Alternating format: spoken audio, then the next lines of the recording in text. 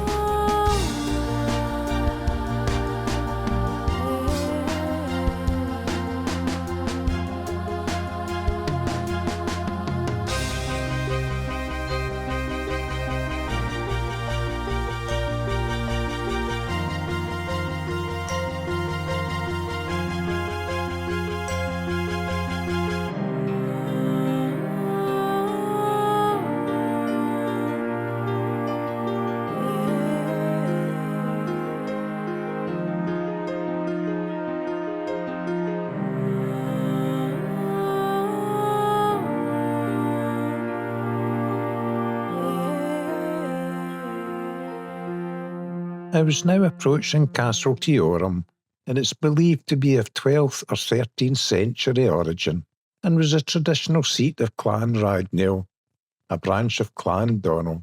The castle was seized by government troops around 1692 when Alan MacDonald joined the Jacobite court in France. A small garrison of soldiers was stationed here until Alan MacDonald retook the castle during the Jacobite Rebellion of 1715.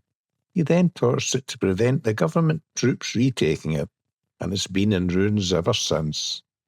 I landed at a small beach just below the castle for a look around.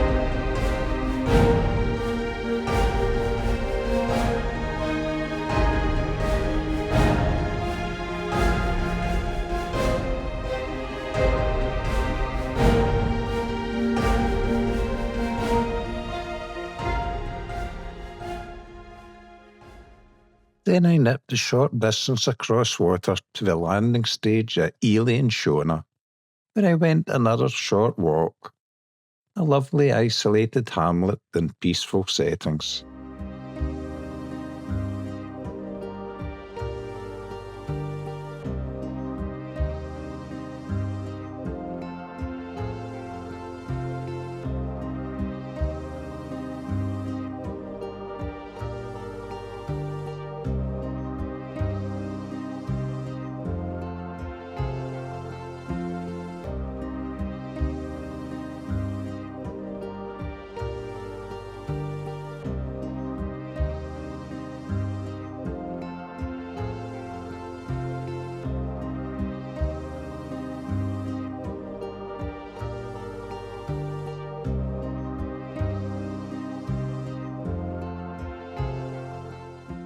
Then I happily sat in the boat under a warm sun, slurping a coffee while watching the minnows, also enjoying this peaceful place. And when my coffee was done, I started the outboard again and went on my way, leaving lovely Loch Moidart by the South Channel. I kept my eye on the trees for the sea eagles that I often see in the area, and I did spy one, but it was too far away to film.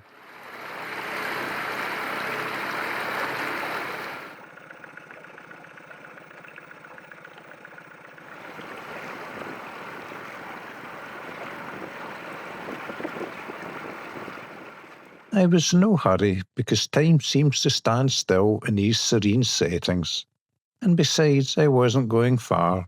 My next port of call was to land in a hidden sandy bay my brother calls Lost Shoe Bay. The sand is very soft here, and when he landed many years ago the sand sucked the shoe off his foot. It was low tide and the sand is a bit firmer now. I let the drone loose.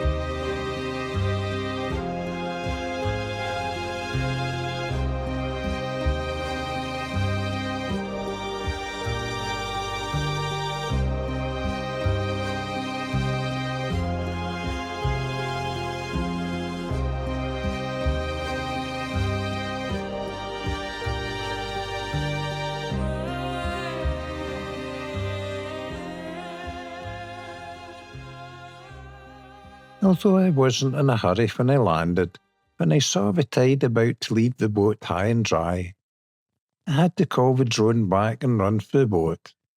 Not that it would have been much of a hardship, as the tide was turning again in an hour's time.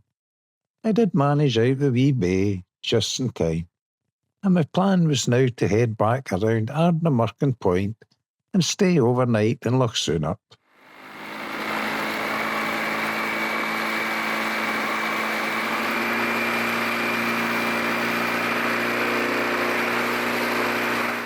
As I started back on my way to Ardnamurchan, I felt much the same as I did leaving the island of Canna and heading for Egg. I felt happy and relieved. I'm not sure why, as the weather couldn't have been better, but I expect I felt like I did, as the summer weather had been so unpredictable. Forecasts for most of the summer had been 10 miles per hour wind gusting to 35 miles per hour. I kept expecting the winds to start gusting again. It's very easy going round Ardnamurchan when you pick your day, but it can be a lot harder, if not downright dangerous, on the way back if you can't pick your day. So I was choosing my day to go back, if that makes sense. I had no intentions of going home yet, but I did want to get back to more familiar seas.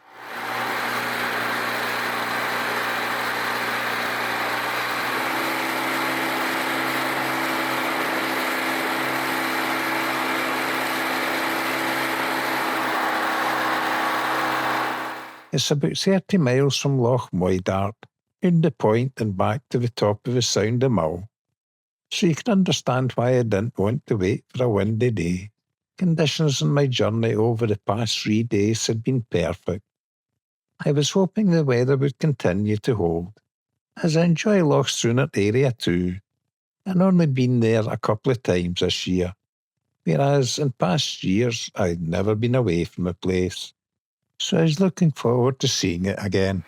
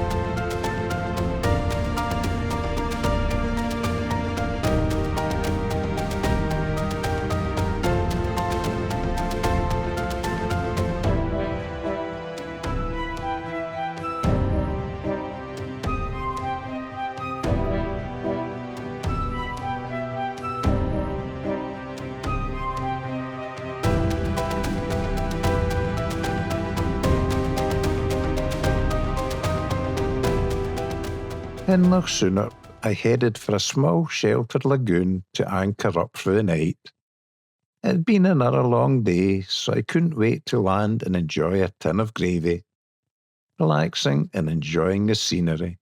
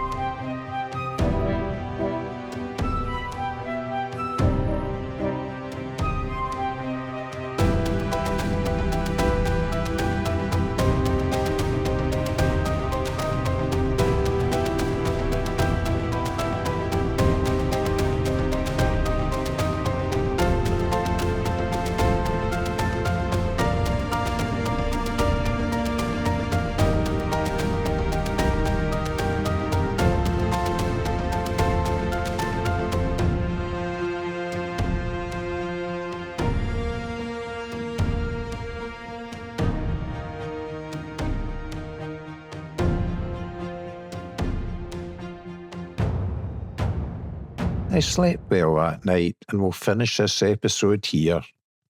In the next part of the series, I explore Loch Tychus, then head for Lismore for my final night's camp, and I get caught in heavy seas. I hope you've enjoyed the video. It's all my own work, including the soundtracks, and thanks for watching.